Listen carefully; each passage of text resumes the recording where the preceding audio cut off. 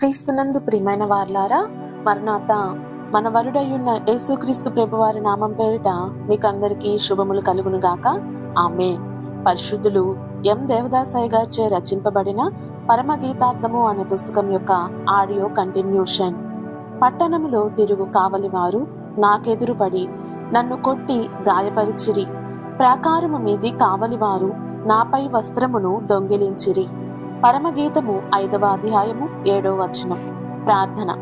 జ్ఞానివైన ప్రభువా, పామరులైన నీ శిష్యులతో మాటలాడి పారమార్థిక జ్ఞానము గల ప్రజ్ఞావంతులైన పండితులనుగా మార్చిన ప్రభువా, నీవు నాతో మాటలాడి మమ్మును ఆ రీతిగానే మార్చుమని పెండ్లి కుమారుడైన క్రీస్తు నామమున వేడుకొనుచున్నాము తండ్రి.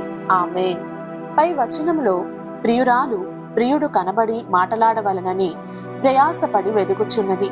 3వ అధ్యాయము 2వ వచనములో ప్రియురాలు ప్రియుని కొరకు వెదుకుచుండగా పట్టణమునందు సంచరించు కావలివారు ఎదురుపడగా మీరు నా ప్రాణప్రియుని చూచితిరా అని అడిగినది. వారు సమాధానమేమియూ చెప్పలేదు. ఈ వచనమునందు కావలి వారిని ప్రియుని గూర్చి ఏమియూ ప్రశ్నించకపోయినను ప్రియురాలిని కొట్టి గాయపరిచి వస్త్రములను దోచుకొనిరి. ప్రియురాలు తన అనుభవ రూపమును బట్టి ముందు ప్రశ్నించిన ఆ ప్రశ్నను బట్టి ఈ ప్రియురాలి ఎడల కష్టమున్నట్లు ఇక్కడ అర్థమవుచున్నది. 1 కావలివారు. 3వ అధ్యాయం 3వ వచనములో కావలివారిని గూర్చి వ్రాసియుంటిమి. కావలివారనగా పట్టణములో సంచరించి పట్టణమును కాయు కాపరులు. వీరు లోకరీతి అయిన కాపరులు. ఇక్కడ కాపరులు అనగా క్రైస్తవ సంఘమును కాయు కాపరులు. ఈ వచనంలో 2 రకములైన కాపరులు కలరు. 1 పట్టణములోని కావలివారు, 2 ప్రాకారం మీది కావలివారు. క్రైస్తవ సంఘంలో అనేక రకములైన కావలివారు కలరు.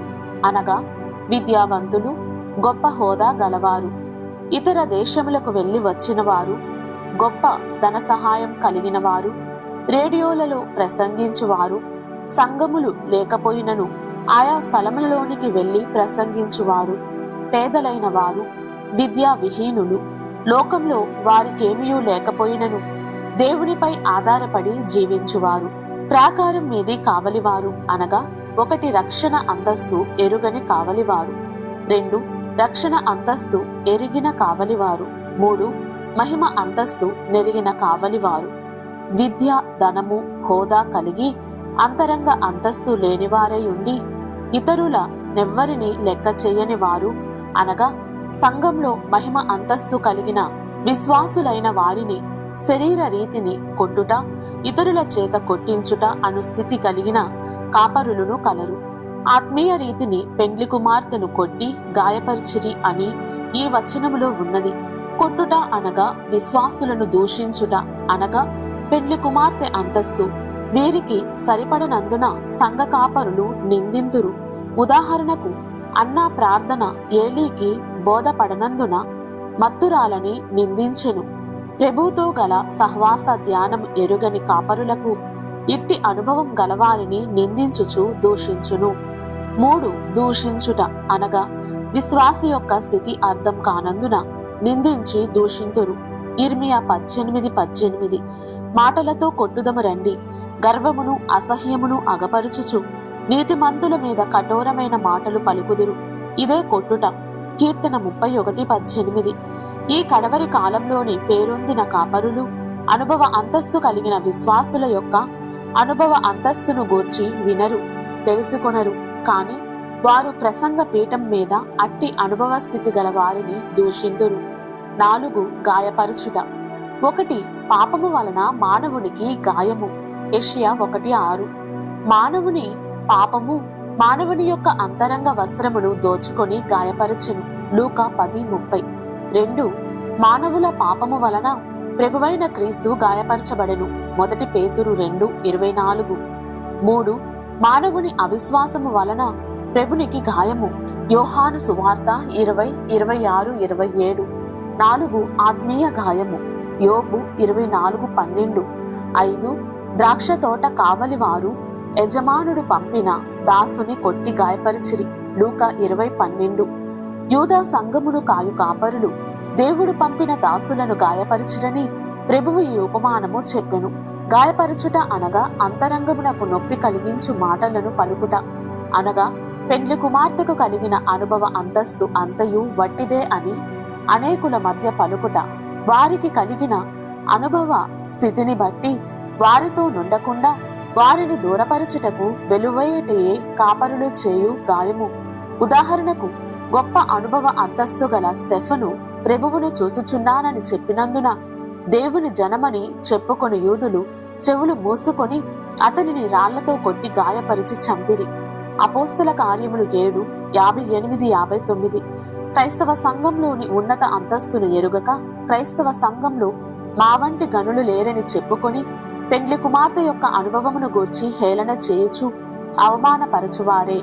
పెండ్లి కుమార్తె యొక్క వస్త్రమును దోచుకొను ప్రాకారము మీది కావలివారు. వస్త్రమనునది సంఘం యొక్క సత్క్రియ వలన సంపాదించుకున్న నీతి అయి ఉన్నది. అట్టి నీతిని అపార్థం చేసుకుని అనీతి అని ప్రకటించువారే వస్త్రమును దొంగలించువారు. ప్రకారం మీద ఉన్న కావలివారు సంఘమును కాపాడుటకు బదులుగా అపహరించుట ఎంత హేయమైన కార్యమై ఉన్నది. సంఘమునకు 2 విధములైన అపకారములు కలవు. 1 గాయపరచబడుట, 2 అపహరింపబడుట. పెండ్లి కుమార్తె యొక్క అంతస్తు మహిమగలది. మహిమాంతస్తు గల కాపరులకే ఈ పెండ్లి కుమార్తె యొక్క వస్త్రమును గూర్చి తెలియను, కాని ఈ అంతస్తు నెరుగని రక్షణ అంతస్తు గల కాపరులకు, అసలు రక్షణయే ఎరుగని కాపరులకు ఈ వస్త్రమును గూర్చి తెలియదు గనక అపార్థము చేసుకుని ఇదంతయు వట్టిదని ప్రకటించుచున్నారు. అట్టి వారే వస్త్రమును దోచుకొని వారై ఉన్నారు. ఆదాము హవ్వలు సాతాను వలన మహిమ వస్త్రమును పోగొట్టుకొనిరి. బాటసారి పాపమను దొంగ చేతికి దొరికినందున వారు బాటసారి వస్త్రమును దోచుకొనిరి. సాతానుకైనను పాపమునకైనను పెండ్లి కుమార్తె యొక్క వస్త్రమును దోచుకొను శక్తి లేదు కనుక ఎవరునూ దోచుకొనలేరు, కాని కాపరులు దోచుకొనిరి. అనగా వారును దోచుకొనలేరు, కాని మహిమ వస్త్రం కలిగిన పెండ్లి కుమార్తెను వస్త్రం లేదని చెప్పి హేళన చేసి ప్రకటించుటయే దోచుకొనుట అయి ఉన్నది. ప్రార్థన. ప్రభువా, చేనును కాయుటకు కంచె వేసిన కంచెయే చేనును తినివేసిన ఎడల ఇక చేనికి కావలి ఏది? అట్లే కావలి వారు సంఘమును కాయుటకు నియమింపబడిన వారై ఉండి పెండ్లి కుమార్తె అంతస్తు దోచుకొన్న ఎడల ఇక సంఘమునకు రూపమేది? ప్రభువా, సాతానైనను పాపమైనను లోకమైనను తుదకు మత గురువులైనను పెండ్లి కుమార్తె యొక్క వస్త్రమును దోచుకొనకుండా కాపాడుమని గొర్రెల మంచి కాపరి అయిన యేసు నామమున వేడుకొనుచున్నాము తండ్రి. ఆమేన్. మరణాత.